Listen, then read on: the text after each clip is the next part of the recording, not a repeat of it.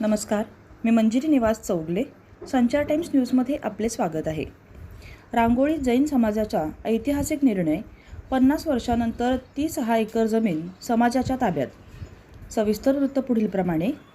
हातकणंगले तालुक्यातील रांगोळी येथील जैन समाजाच्या श्री जैन बस्ती देव या नावाने कागदोपत्री नोंद असलेली 6 एकर जमीन पूर्वी मंदिर पूजकांसाठी म्हणजेच पंडितांसाठी उदरनिर्वाहाचे साधन म्हणून देण्यात आली होती.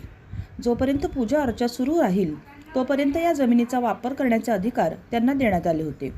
मात्र काळाच्या ओघात काही पंडित मयत झाले तर काही गाव सोडून बाहेरगावी स्थायिक झाले. परिणामी मंदिराची सेवा खंडित झाली होती आणि जमिनीचा मूळ हेतू साध्य होत नव्हता. जैन समाजाने नूतन पंच कमिटीच्या निवडीनंतर 31 मे 2026 रोजी जैन समाजाची एक व्यापक बैठक पार पाडली. या बैठकीत सर्व पैलूंवर सखोल चर्चा करण्यात आली. 40 ते 50 वर्षांपासून समाजाच्या मालकीची जमीन असून देखील ताब्यात नव्हती आणि ही जमीन पुन्हा समाजाच्या ताब्यात घेण्याचा एकमताने ठराव करण्यात आला. त्या अनुषंगाने 4 मे 2026 रोजी नूतन पंच कमिटीच्या नेतृत्वाखाली जैन समाज बांधवांनी एकत्र येत या 6 एकर जमिनीचा ताबा अधिकृतपणे घेतला. कित्येक दशकांपासून प्रलंबित असलेला हा प्रश्न मार्गी लावल्याने संपूर्ण गावात आणि जैन समाजात आनंदाचे वातावरण आहे. पंच कमिटीच्या या निर्णयाचे सर्व स्तरातून कौतुक होत आहे. संचार टाइम्ससाठी प्रतिनिधी अल्लाउद्दीन मुल्ला. आमच्या जैन समाजाच्या तरुणाच्या मुलांची एक कमिटी झाली 15 दिवसापूर्वी आणि आमचं बरेच वर्षापूर्वी जैन समाजाचा एक शेतीचा विषय फार दिवसापूर्वी पेंडिंग पडलेला होता.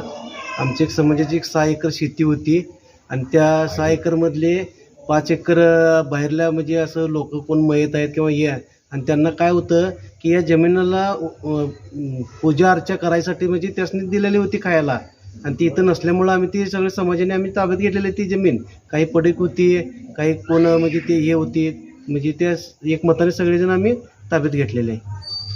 काल रविवार दिनांक 3 मे 2026 रोजी जैन समाजाच्या वतीनं सर्व वीर सेवा दल, वीर महिला मंडळ आणि पूर्ण जैन समाज या सर्वांची एक बैठक बोलवण्यात आली आणि त्या बैठकीमध्ये आमच्या समाजाचा 6 एकर जमिनीचा प्रलंबित प्रश्न बरेच वर्षापासून होता.